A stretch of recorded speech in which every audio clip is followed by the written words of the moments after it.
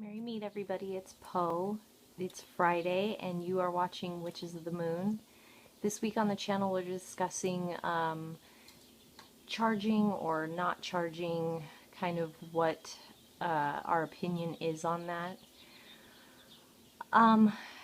In my personal opinion, I feel that it's very necessary for a lot of the tools that I use on a regular basis, like my tarot cards, a lot of my crystals, amulets, that sort of thing. Or like last week I talked about witches bottles and charging those. I do charge on a regular basis. In fact, it is a part of my SBAT rituals nearly every month. So I find it to be incredibly important, specifically though for the things that I use on a regular basis. The tarot cards I feel is probably the most important. And the reason that I feel that way is because I use my tarot cards to read for other people. And in doing so, I am taking on their energies, and in turn, my cards are being kind of infused or meshed with those energies of those other people that I read for. So to kind of clear them and regain kind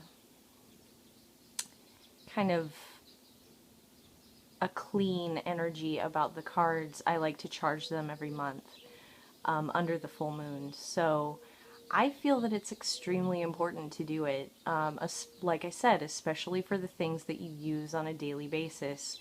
My tarot cards are one of those things. Another thing that I feel is incredibly important to charge is your crystals. Particularly, I seem to find myself charging my rose quartz, amethyst, and moonstone nearly every month because those are all of the stones that I use regularly. But the thing is, and something that I think a lot of us forget because we tend to focus more on the charging under the full moon, is that there are crystals that you can charge in the sunlight. And that's something else that I do on a pretty regular basis. Because I am an avid user of citrine and carnelian and clear quartz, I like to charge those in the sun because those to me are related, I guess, to the sun energies. And I feel like when I charge them in the sun, and you don't have to do it for very long, but when you do, or when I do, I feel like it just it gets them their energy back. It kind of intensifies and regains that energy that maybe I have taken in using them or what have you, but I feel like there is a certain amount of re-up, if you will, for lack of a better term, when I do charge those particular crystals under the sun. And I don't think I've ever charged them under the full moon, just because I feel like there is a massive correspondence between those crystals and the sun, and I think that they gain the most out of being charged under the sun.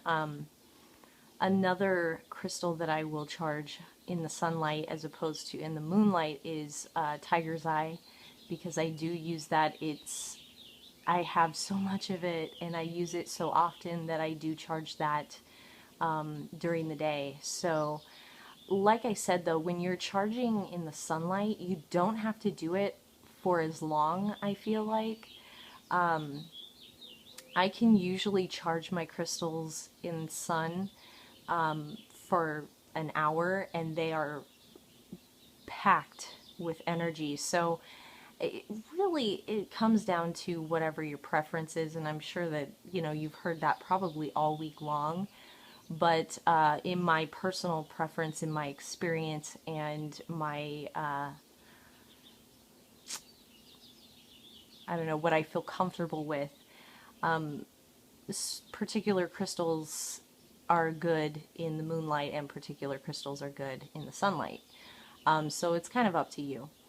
But like I said, that's kind of the way that I look at it. And there are a lot of them, a lot of items, tools, things that I use that I won't charge every month.